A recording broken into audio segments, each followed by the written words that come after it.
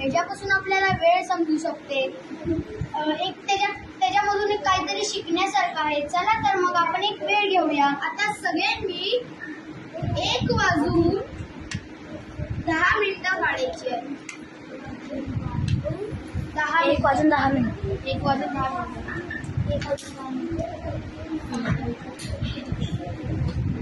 सगळ्यांनी 2 वाजून 15 मिनिटं काढा.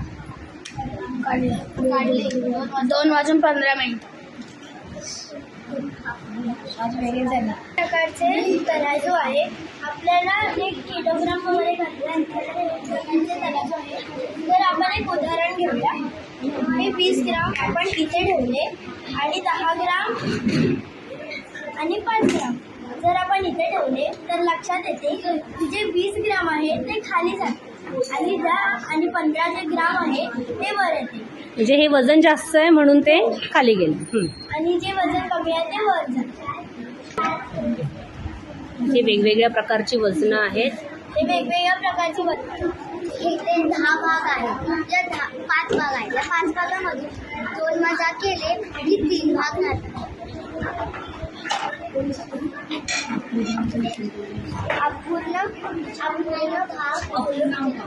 अपूर्णांक ही परिमिती वस्तू आहेत.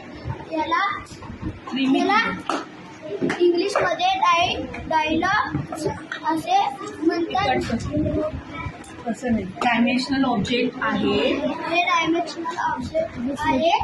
याला हे आपल्याला वर्गात दिसत नाही पण बाजारात वेगवेगळ्या आकारात दिसतात. आज टोपल्याच्या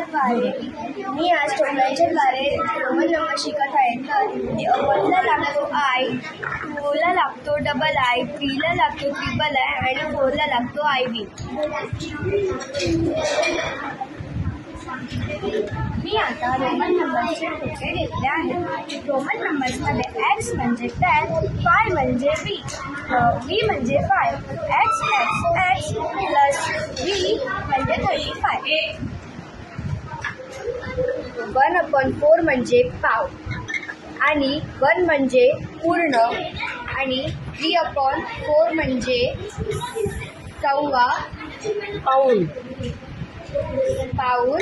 आणि 1/4 म्हणजे दीड आणि 1/4 म्हणजे पाव 1/4. 4 गुणिले 6 म्हणजे 24 केलेले आहे. ते आपण ठोकळ्याच्या मदतीने बेरीज करू शकतो.